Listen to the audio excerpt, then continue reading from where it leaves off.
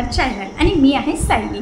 तर बघा मग आज मी तुमच्यासोबत खूप सुंदर अशी ट्रेंडिंग ब्लाउजची डिझाइन शेअर करणार आहे।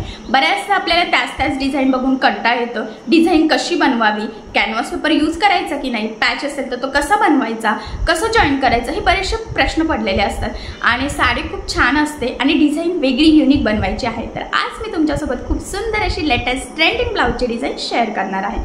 तर बघा ही जी काही डिझाइन आहे त्याची कटिंग आणि स्टिचिंग दोन्ही पण मी तुम्हाला अतिशय सावकाश स्टेप बाय स्टेप आणि खूप काही महत्त्वाच्या टिप्स अँड ट्रिक्स सांगणार आहे, जेणेकरून हा व्हिडिओ बघून तुम्हाला अशी छानशी लेटेस्ट ट्रेंडिंग ब्लाउज डिझाइन सहज बनवता येईल। एवढंच नाही तर या डिझाइनमुळे आपल्या साडीला आणि ब्लाउजला इतकं सुंदर लुक येईल, कारण की बऱ्याचदा साडीचं लुक हे आपल्या ब्लाउजवर डिपेंड असतं। ब्लाउज कुठल्या पॅटर्नचा आहे, डिझाइन कशी आहे, ह्या सगळ्या गोष्टी। सो त्यासाठी मग तुम्हाला नक्कीच म्हणजे फायदा होईल की ही डिझाइनमुळे तुम्हाला ब्लाउज कसा असावा किंवा साडीला लुक येण्यासाठी तुम्ही डिझाइन कशी बनवू शकता, तर याची नक्कीच आयडिया येईल आणि ही आयडिया तुम्ही तुमच्या कस्टमरला सुद्धा देऊ शकता, म्हणजे नक्कीच तुमचे कस्टमर सुद्धा खुश होतील आणि कस्टमर तुमचे फिक्स होतील, ते अजून वाढतील सुद्धा। ठीक आहे, चला मग आता वेळ न घालवता आपण आपल्या आजच्या छानशा व्हिडिओला सुरुवात करूयात आणि हा व्हिडिओ तुम्ही स्किप न करता पुन्हा नक्की बघा, जेणेकरून हा व्हिडिओ बघून डिझाइन कशी बनवावी सोप्यात सोप्या पद्धतीने तर हे तुमच्या सहजच लक्षात येईल। ठीक आहे, तर हे बघा इथे तुम्ही बघू शकतात की हा आहे ब्लाउज पीस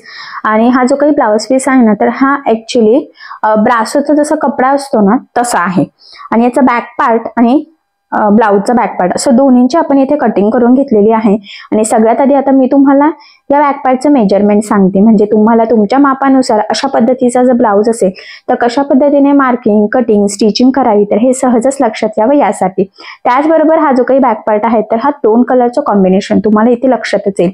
बॉर्डरला गोल्डन आहे आणि वरती गोल्डन आणि पर्पल कलरचं कॉम्बिनेशन आहे। तर तसं ब्लाउज तर अर्धा असा प्रिंट आहे आणि अर्धा पूर्ण गोल्डन आहे आणि कपडा हा ब्रासोचा आहे। ठीक आहे, तर याच्यावर आता खूप सुंदर अशी आपण डिझाइन बनवणार आहोत, त्याआधी याचं मेजरमेंट सांगते। तर बघा हा जो काही ब्लाउज आहे ना तर त्या ब्लाउजची जी काही उंची आहे तर ती आहे इथे 12 इंच आणि 1 इंच मार्जिन, असं टोटल आपण 13 इंचाला इथे मार्किंग करून घेतलेली आहे। त्यानंतर इथे आपण घेतलेला आहे गळा रुंदी आणि शोल्डर 2.5 इंचाची गळा रुंदी आहे आणि 3 इंच शोल्डर, असं टोटल 5.5 इंचाला इथे मार्किंग करून घेतलेली आहे। त्यानंतर याचा जो काही मुंडा आहे तर तो सुद्धा आपण इथे 5.5 इंचाचा घेतलेला आहे। 1.5 ला मार्किंग करून बॅक साईडच्या मुंड्याचा शेप सुद्धा दिलेला आहे। इथून घ्यायचा आहे छातीचा चौथा भाग अधिक 1.5 इंच किंवा 2 इंच मार्जिन, तुम्हाला जेवढं घ्यायचं असेल तेवढं। तर अशा पद्धतीने छातीची घडी 9.5 ची मार्किंग करून इथे आपण हा बॅक पार्ट कटिंग करून घेतलेला आहे। आता सगळ्यात आधी आपल्याला गळ्याची जी काही मार्किंग आहे तर ती अस्तरच्या बॅक पार्टवर इथे करून घ्यायची आहे। आता ब्रासोचा कपडा आहे त्यामुळे आता यामध्ये आपल्याला 2 गळे कटिंग स्टिचिंग करावे लागणार आहे, इनर आणि आउटर। तर अशी डिझाइन तुम्ही नेटचा ब्लाउज असेल तर त्यावर सुद्धा करू शकतात। तर बघा सगळ्यात आधी तुमचा जो काही बेसिक गळा आहे तर त्याची आपल्याला मार्किंग करून घ्यायची आहे। तर तुमचा जो काही गळा असेल त्यामध्ये अर्धा इंच एक्स्ट्राचं मार्जिन करायचं। तर बघा 8.5 अधिक अर्धा असं टोटल 9 ला मार्किंग करून घेतली। त्यानंतर 2.5 इंच गळा रुंदीची सुद्धा इथे मार्किंग करून घ्यायची आहे आणि बघा मग पट्टीच्या सहाय्याने इथे आपल्याला हा बॉक्स ड्रॉ करून घ्यायचा आहे। तर ही आपली बेसिक स्टेप आहे, तुमचा गळा कुठलाही असो। त्यानंतर क्रॉस मध्ये 1 ला मार्किंग केली आणि ह्या पद्धतीने बघा गोल गळ्याचा शेप आपण इथे देऊन घेतलेला आहे, म्हणजे हा जो काही बेसिक आपला गळा असणार आहे तर तो गोल गळा असणार आहे। ठीक आहे, त्यानंतर बघा आता इथे 1 किंवा 1.5 ला तुम्ही मार्किंग करू शकता। तर मी 1 इंचाची इथे मार्किंग केली आणि खाली 2 इंचाची मार्किंग करून घेतली आणि गळा रुंदी आता इथे 3.5 घ्यायची आहे, कारण 1 इंचाची मी मार्जिन ठेवून इथे वरच्या साईडला गळा रुंदी घेतली होती त्यामुळे। ठीक आहे, आता हा बॉक्स काढल्यानंतर इथे मी पानगळ्याचा आकार देत आहे। तर बघा तुम्हाला जेवढा डीप घ्यायचा आहे तेवढा तुम्ही घेऊ शकतात, कमी पण घेऊ शकतात किंवा यापेक्षा जास्त, तर मी बेसिकच इथे घेतलेला आहे। तर अशा पद्धतीने गोल गळा आणि पानगळा असं दोन्ही गळ्यांची मार्किंग झालेली आहे। तर सगळ्यात आधी आपल्याला जो काही पानगळा आहे ना तर त्याची मार्किंग आणि कटिंग स्टिचिंग इथे करून घ्यायची आहे। तर बघा मग मी म्हटल्याप्रमाणे आता आपल्याला सगळ्यात आधी जो काही पानगळा आहे तर तो इथे रेडी करून घ्यायचा आहे। तर तो आपल्याला अस्तरच्या बॅक पार्टवर तयार करायचा आहे। तर त्यासाठी इथे कॅनव्हास पेपर घेतला, तो डबल फोल्ड करायचा आणि ह्या पद्धतीने इथे ठेवून घ्यायचा। इथे ठेवल्यानंतर बघा फेंट मार्किंग दिसते, तर ही जी काही मार्किंग आहे तर ही स्केच पेनच्या सहाय्याने इथे आपल्याला ड्रॉ करून घ्यायची आहे। तर फक्त पानगळ्याची मार्किंग सध्या आता आपल्याला हा जो काही कॅनव्हास पेपर आहे तर त्यावर करून घ्यायची आहे. पुन्हा सांगते, हा पेपर कॅनव्हास आहे. ब्लाउज डिझाईनसाठी आपण पेपर कॅनव्हास वापरत असतो आणि ज्यावेळेस आपलं जे काही बॉटम असतो पॅन्टचा किंवा कॉलर वगैरे तर त्यासाठी वेगळा असतो. तर मी त्या व्हिडिओमध्ये ते सांगितलेलं आहे. तीच मार्किंग दुसऱ्या साईडला फेंट दिसते तर ती सुद्धा डार्क करून घ्यायची, जेणेकरून सेंटर पासून दोन्ही पण मार्किंग आपल्या सेमच राहाव्यात यासाठी. म्हणजे गळा तिरका वगैरे होणार नाही, दोन्ही साईडनी प्रॉपर असा सरळ यावा. ठीक आहे. त्यानंतर आता हे कटिंग करूयात. तर वरून डायरेक्ट कट केलं आणि साईडने आता आपल्याला थोडंसं म्हणजे 1 इंच एवढं मार्जिन ठेवून जरी कट केलं तरी सुद्धा चालेल. आता हा जो काही गळा आपण इथे कट केलेला आहे तर यासाठी आपल्याला अस्तर लागणार आहे. तर ते अस्तर आपण घेऊयात आणि त्याचबरोबर हा जो काही गळा आहे तर हा आपण जे काही आपला अस्तरचा कपडा आहे तर त्याचा कलर आहे स्किन. तर स्किन कलरचा धागा मी इथे सगळ्यात आधी ओवून घेतलेला आहे. त्यानंतर आता जे काही अस्तर आहे तर ते इथे घेतलं आणि तर ते सगळ्यात आधी आता मी इथे प्रेस करून घेते, कारण ते थोडं गोळा झालेलं आहे. तर बघा, मग जो पार्ट आपल्याला यूज करायचा होता तिथे मी व्यवस्थित प्रेस करून घेतलेला आहे. आणि आता आपला जो काही कॅनव्हास पेपर आहे तर तो इथे कुठे बसतोय तर ते आपण इथे चेक करूयात. तर आता काय करायचं आहे बघा, आपल्याला हा डबल लेअर अस्तरचा कपडा आहे तर तो इथे बरोबर बसतोय बघा आपला कॅनव्हास पेपर मी म्हटल्याप्रमाणे. तर बघा, मग आता यातला एक लेअर आपण घेऊयात. मी म्हटलं होतं ना की हे डबल लेअर मध्ये आहे, तर एक लेअर घेतला आणि त्यावर आता हे ठेवून घेऊयात आणि दोन्ही साईडचं जे काही थोडंफार एक्स्ट्राचं आहे ना तर ते कट करूयात. म्हणजे वरचा पार्ट आणि खालचा पार्ट साईडचं राहून देऊयात, तर ते आपण नंतर टीप मारल्यानंतर कट करूयात. तर सगळ्यात आधी काय करायचं आहे बघा, कडेकडेने आपल्याला एक टीप टाकून घ्यायची आहे, जी मार्किंग आहे त्यावर नाही, त्याच्या शेजारनं. ठीक आहे, जेणेकरून आपला कॅनव्हास पेपर आणि अस्तर एकमेकाला इथे जॉईंट व्हावा यासाठी. तर बघा, मग या पद्धतीने मी व्यवस्थित टीप मारून घेतलेली आहे. अजिबात गोळा वगैरे होणार नाही याची सुद्धा आपल्याला काळजी घ्यायची आहे. त्याचबरोबर ते तिरकं सुद्धा जायला नकोय. आणि 1/2 इंच एवढाच कपडा ठेवून आपल्याला बाकीचा सगळा एक्स्ट्राचा इथे कट करायचा आहे. तुम्हाला जर का छोटासा कपडा फोल्ड करणं पॉसिबल होत नसेल किंवा अवघड जात असेल तर तुम्ही अर्धा इंचाचा कपडा सुद्धा साईडने ठेवू शकतात. त्यानंतर या कपड्याला छोटे छोटे कट्स मारायचे आहे, जेणेकरून याचा जो काही पानगळ्याचा शेप आहे तर त्या शेपनुसार तो कपडा आपला फोल्ड व्हावा यासाठी. आणि मग या पद्धतीने फोल्ड करत आपल्याला इथे टीप टाकून घ्यायची आहे, जेणेकरून कॅनव्हास पेपर अस्तर मध्ये व्यवस्थित सगळ्या साईडनी पॅक व्हावा. म्हणजे तो धुतल्यानंतर सुद्धा खराब व्हायला नको, यासाठी ही स्टेप खूप इम्पॉर्टंट आहे. आता म्हणजे नेहमीच आपण अशा पद्धतीने अस्तर आणि कॅनव्हास पेपर एकमेकाला जोडून घेत नसतो. कधी कधी आपण डायरेक्ट सुद्धा जोडत असतो. तर तो कसा, तर याचे सुद्धा मी बरेचसे व्हिडिओ याआधी टाकलेले आहेत. तर त्याला आपल्याला अस्तर लावण्याची गरज पडत नाही आणि एकदम कमीत कमी टाइम मध्ये परफेक्ट कॅनव्हास पेपर सहित आपला गळा हा प्रॉपर फिनिशिंग सहित रेडी होतो.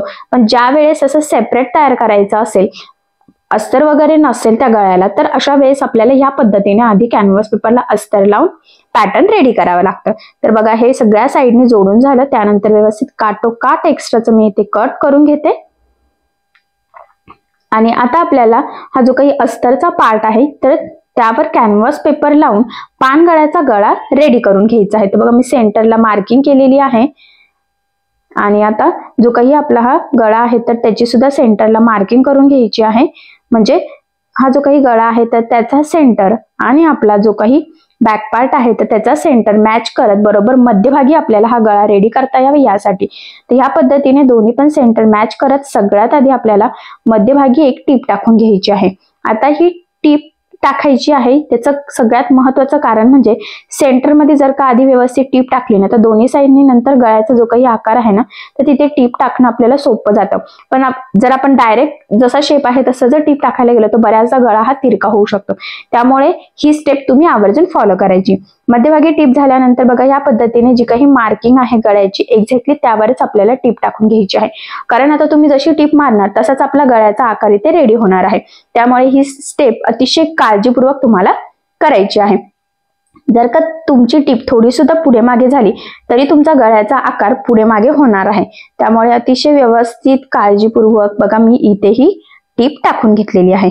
आता ही टीप टाकून झाल्यानंतर काय करायचं बघा, जे काही एक्स्ट्राचं आहे ना तर ते आपल्याला कट करायचं आहे. फक्त 1 लाईन किंवा 1/2 इंच एवढं मार्जिन ठेवायचं आहे. बाकीचं सगळं कॅनव्हास पेपर, त्याचा अस्तर, आपला हा बॅक पार्टचा अस्तर हे सगळं सोबतच कटिंग करायचं आहे.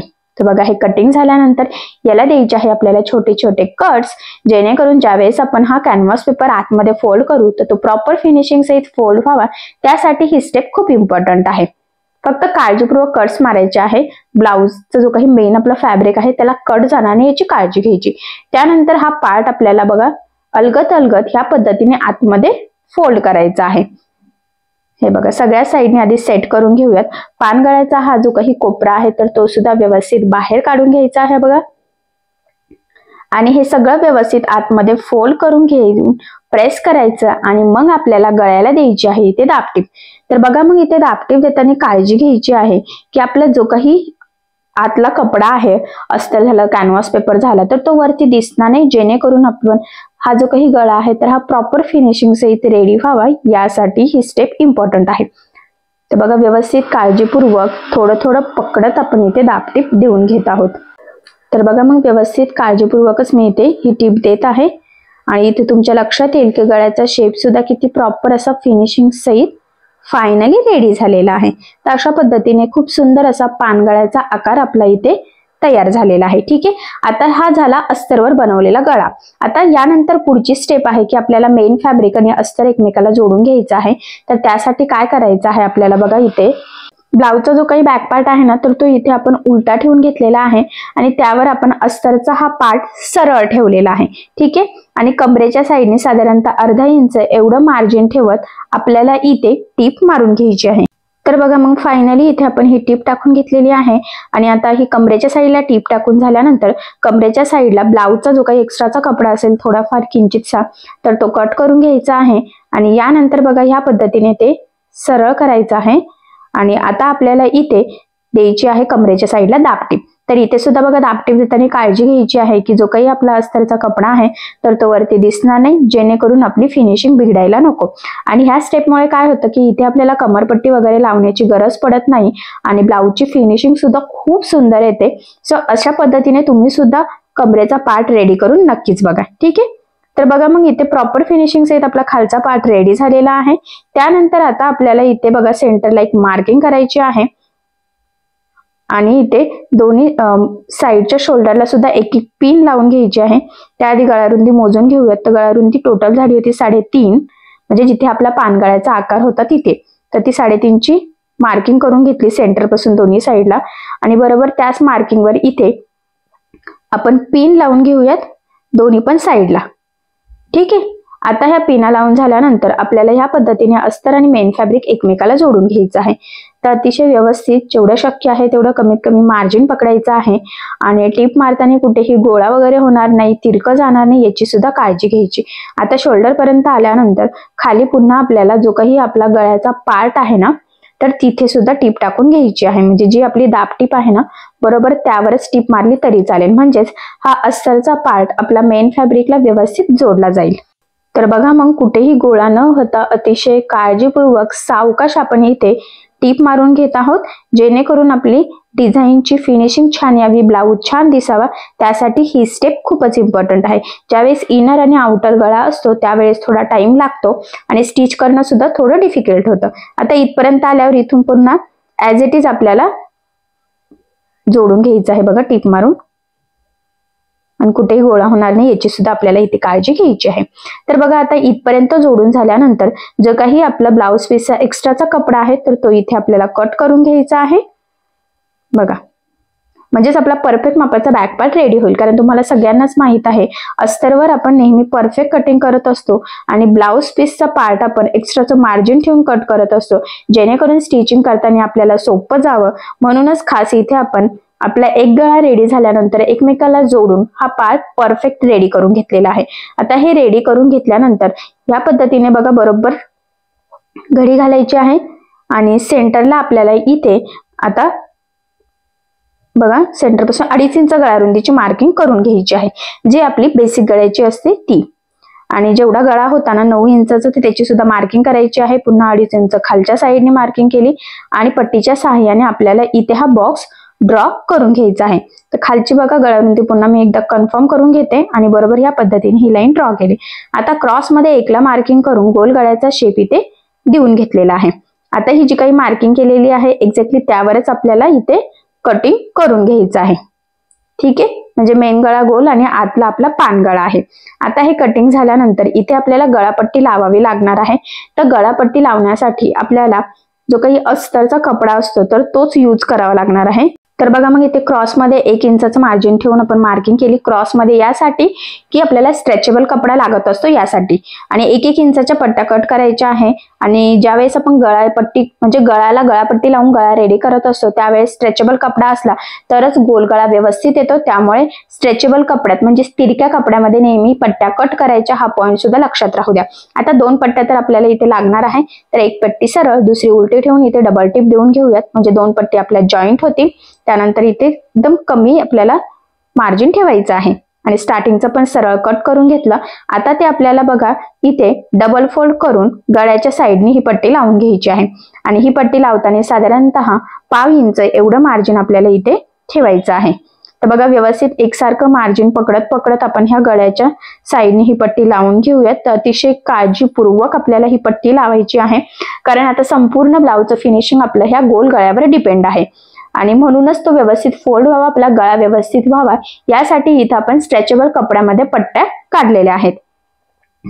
तर बघा मग मी अतिशय सावकाश थोडं थोडं पकडत इथे ही गळापट्टी लावून घेत आहे। तर तुम्ही सुद्धा अतिशय काळजीपूर्वक लावायची आहे, कारण बऱ्याचदा पट्टी जर प्रॉपर लागली गेली नाही तर गळा सगळा बिघडतो। सो तसं होऊ देऊ नका। आणि तुम्हाला जर वाटत असेल तर इथे तुम्ही रेडीमेड पाइपिंग सुद्धा लावू शकता, ठीक आहे। आता बघा इथे हे एक्स्ट्राचं कट केलं आणि आता याला द्यायचे आहे छोटे छोटे कट्स, जेणेकरून ज्यावेळेस आपली ही पट्टी आतमध्ये फोल्ड होईल तर ती प्रॉपर फिनिशिंग सहित फोल्ड व्हावी, यासाठी ही स्टेप खूपच इम्पॉर्टंट आहे। तर ही तुम्ही आवर्जून फॉलो करायची आहे, ठीक आहे। आणि कट्स मारताना ब्लाउजला कुठेही कट जाणार नाही याची सुद्धा काळजी घ्यायची, कारण घाई गडबडीत बऱ्याचदा तसं होत असतं।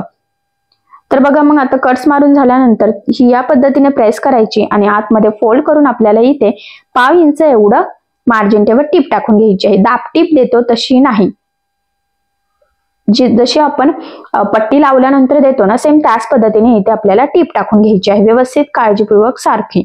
आणि आतली पट्टीचा कपडा वरती दिसणार नाही याची काळजी घ्यायची, जेणेकरून आपली फिनिशिंग एकदम छान अशी प्रॉपर यावी यासाठी, ठीक आहे। तर बघा मग आता इथे ना मी तुम्हाला पूर्ण गळा दाखवते, किती सुंदर असा प्रॉपर फिनिशिंग सहित रेडी झालेला आहे। गोल गळा पण व्यवस्थित आलेला आहे, पट्टी पण एकदम प्रॉपर लागली गेलेली आहे, ठीक आहे। तर बघा वरचा गोल गळा आणि खालचा पान गळा आहे। आता पुढची स्टेप करण्याच्या आधी बॅक साईडला इथे टक्स टाकून घेऊयात। तर बघा सेंटर पासून मी 4.5 आणि फक्त 3चाच गळा घेतला आहे, कारण की आतला जो काही पानगळा आहे ना तर तो बऱ्यापैकी ना मोठा आहे, त्यामुळे 3 इंचाचा टक्सची मार्किंग केली आणि या पद्धतीने तिरका टक्स आपल्याला इथे टाकून घ्यायचा। आता ह्या टक्सला सुद्धा डबल टिप द्यायची आहे, स्टार्टिंगला एंडिंगला व्यवस्थित लॉक करायचा आहे, जेणेकरून टक्स लवकर खराब व्हायला नको। जर टक्स लवकर खराब झाले तर ब्लाउज लवकर खराब होतो, सो त्यासाठी, ठीक आहे। तर बघा मग फायनली दोन्ही साईडला आपण इथे टक्स टाकून घेतलेले आहे, ते सुद्धा एकदम छान प्रॉपर फिनिशिंग सहित। त्यानंतर आता आपल्याला इथे एक लेस लावायची आहे। तर बघा तुम्ही तुमच्या आवडीनुसार कुठलीही लेस इथे यूज करू शकता। तर मी इथे गोल्डन कलरची ही जी काही लेटेस्ट ट्रेंडिंग आणि खूप साऱ्या कस्टमरला आवडणारी लेस यूज करत आहे। तर बघा गोल्डन कलरची लेस घेतली आणि आतला जो काही पानगळा आहे ना तर त्यावर आता आपल्याला ही लेस लावायची आहे। तर आधीची तर एक टीप आहेच बरोबर, तर त्याच लेवलमध्ये लावले तरी व्यवस्थित लेस आपली लागली जाईल। तसा हा ब्रासोचा कपडा आहे, जर नेटचा कपडा असता एकदम ट्रान्सपरंट असतो तर लगेच आतला गळा लक्षात येतो आणि मग आपल्याला लेस लावणं सुद्धा सोपं जातं। पण इथे झालं काय की आपला हा ब्रासोचा कपडा आहे, त्यामुळे खूप आतला गळा दिसत पण नाही, एकदम किंचितसा दिसतोय। तर बघा मग पानगळ्याच्या शेपमध्ये लेस लावली की ते जरा लक्षात येईल की इनर आणि आउटर गळा आहे, त्यामुळे खरं तर मी इथे ही लेस लावते, जेणेकरून आपली ही ब्लाउज डिझाईन अजूनच सुंदर दिसावी यासाठी। तर बघा मग प्रॉपर फिनिशिंग सहित व्यवस्थित जी काही आपली म्हणजे आतल्या गळ्याची लेवल आहे ना तर त्याच लेवलमध्ये आपण इथे लावून घेतलेली आहे। तर बघा आता ही लेस लावल्यानंतर ह्या लेसला आपण डबल टिप देऊयात। तर मी नेहमीच सांगत असते तुमची लेस जाड बारीक कशीही असो शक्यतो डबल टिप देत चालायची, त्याचे 2-3 फायदे असतात। महत्वाचं म्हणजे फिनिशिंग खूप सुंदर येते। याचं कारण हे आहे की लेस पॅक लागली जाते, ती वरती तरंगत सुद्धा नाही आणि लेस लवकर निघत सुद्धा नाही। सो त्यामुळे मग शक्य असल्यास तुम्ही आवर्जून आठवणीने डबल टिप देऊन घ्यायची, ठीक आहे। तर बघा किती प्रॉपर फिनिशिंग सहित इथे आपण ही लेस लावून घेतलेली आहे। त्यानंतर काय करायचं बघा, आता आपल्याला जो काही आपला मुंडा आहे ना तर तिथून आपण ही थोडीशी बघा ह्या शेपमध्ये लेस लावायला सुरुवात केलेली आहे। तर व्यवस्थित पकडायचं आहे, तसं मी ना मार्किंग केलेली नाहीये, अंदाजेच लावते, पण माझ्या लक्षात आहे की शेप कसा आहे तुम्ही चॉकने मार्किंग करायची, म्हणजे मग तिरके वगैरे लेस लागली जावी नाही यासाठी. तर बघा आर्म होल पासून म्हणजेच मुंड्यापासून थोडासा असं शेप दिलेला आहे, असा गोलाकार, आणि मग पुन्हा ह्या पानगळ्याला मॅच केलेला आहे. त्यानंतर सेंटर पर्यंत आल्यावर बघा पुन्हा ती लेस वळून कमरेच्या साईडला आपल्याला कंटिन्यू लावायची आहे. म्हणजे थोडासा वेगळा असा इथे शेप सुद्धा तयार होत आहे.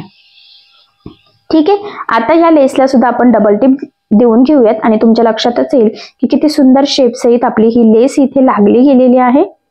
हे बघा, आणि ब्लाउजला पण खूप सुंदर असं लुक नक्कीच येईल. ठीक आहे. सेम ह्याच पद्धतीने आता दुसऱ्या साईडला सुद्धा आपल्याला लेस लावायची आहे. तर आता दुसऱ्या साईडची ना आपण मुंड्याची मार्किंग एक करून घेऊयात, जेणेकरून आपल्याला अंदाज येईल की कुठपर्यंत तो शेप मॅच करायचा आहे.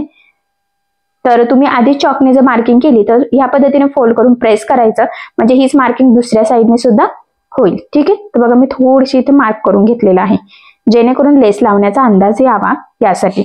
आता दुसऱ्या साईडला कमरेच्या साईडने लावायला आपण इथे सुरुवात करूयात. तर बघा मग तिथे सुद्धा बरोबर सेंटर पर्यंत आल्यावर गोलाकार कंटिन्यू थोडासा असा गोलाकार शेप देत आपल्याला वरच्या साईडला ती लेस कंटिन्यू लावायची आहे, जशी आपण इकडच्या साईडला लावलेली आहे सेम त्याच पद्धतीने. आणि दोन्ही लेसमध्ये मार्जिन सुद्धा सेमच राहील याची सुद्धा थोडीशी काळजी आपल्याला इथे घ्यायची आहे. आणि बघा मग व्यवस्थित त्याच पद्धतीने वरच्या साईडला सुद्धा शेप देत आपण इथे मुंड्यापर्यंत ही लेस लावून घेतलेली आहे. आता ह्या लेसला सुद्धा आपण डबल टिप देऊयात, म्हणजे ती प्रॉपर फिनिशिंग सहित लागली जाईल आणि लवकर खराब सुद्धा व्हायला नको यासाठी. ठीक आहे. तर बघा मग दोन्ही साईडने एकदम छान प्रॉपर फिनिशिंग सहित ही लेस आपण इथे लावलेली आहे. आता यानंतर काय करायचं आहे आपल्याला, इथे जी काही नॉट आहे ना तर ती लावायची आहे. ते इथे सुद्धा मी रेडीमेड नॉट घेतलेली आहे 1 मीटर. तर बघा इथून आता डबल टिप देऊन लॉक करून घेते. तर साधारणतः 2.5 ते 3 इंच खाली आपल्याला ती शोल्डर पासून लावायची असते. सेम तीच मार्किंग दुसऱ्या साईडला सुद्धा करून घ्यायची, जेणेकरून दोन्ही साईडला आपल्या एकाच लेवलमध्ये ही नॉट लागली जावी यासाठी. ठीक आहे. तर इथे जर तुम्हाला कस्टमरला फॅब्रिक पासून लटकन बनवायची असेल तर तुम्ही करू शकता. बऱ्याचशा डिझाईन मध्ये मी सांगितलेलं आहे, त्याचबरोबर सेपरेट व्हिडिओ सुद्धा लटकनचे टाकलेले आहेत. तर तुम्हाला जी काही डिझाईन आवडत असेल तर ती तुम्ही बनवू शकतात लटकनची. पण इथे मी आता रेडीमेड जे काही लटकन असतात तर ते लावणार आहे, जशी कस्टमरची रिक्वायरमेंट आहे तशीच. तर बघा मग मी डायरेक्ट इथे एक गाठ टाकून घेतली आणि नंतर दोऱ्याने ते पॅक करून घेईल. ठीक आहे. आणि सेंटरला पण एक छोटासा बघा स्टोनचा पॅच ठेवलेला आहे, जेणेकरून आपल्या ब्लाउज डिझाईनला अजूनच सुंदर असं लुक यावं.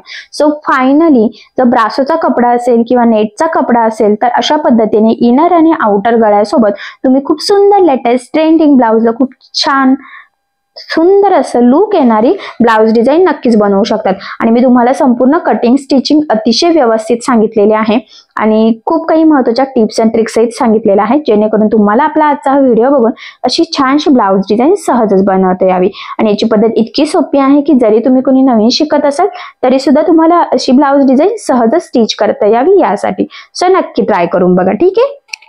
तर बघा मग नक्कीच तुम्हाला आज मी जे शिकवलेलं आहे ते लक्षात आलं असेल. ऍक्च्युली मी तुम्हाला ही संपूर्ण कटिंग आणि स्टिचिंग अतिशय सावकाश स्टेप बाय स्टेप आणि खूप काही महत्त्वाच्या टिप्स अँड ट्रिक्स सांगितलेल्या आहे, जेणेकरून तुम्हाला आपला आजचा हा व्हिडिओ बघून अशा पद्धतीचं कटिंग आणि स्टिचिंग करणं खूपच सोपं जावं. सो मी ज्या काही टिप्स अँड ट्रिक्स सांगितलेल्या आहेत तर त्या नक्की फॉलो करून बघा.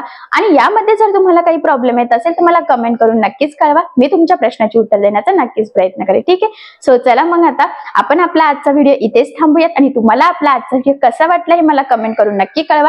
त्याचबरोबर आपला व्हिडिओ आवडला असेल तर व्हिडिओला लाईक करायला विसरू नका. आणि असेच नवनवीन छानसे व्हिडिओज बघण्यासाठी आपल्या सायली फॅशन डिझायनर या चॅनलला लाईक करा, शेअर करा आणि सबस्क्राईब करायला विसरू नका. ठीक आहे. चला मग भेटूया पुन्हा नवीन अशा छानशा व्हिडिओमध्ये. तोपर्यंत टेक केअर, काळजी घ्या. आणि आपला आजचा व्हिडिओ शेवटपर्यंत पूर्ण बघितल्याबद्दल thank you so much. Bye bye.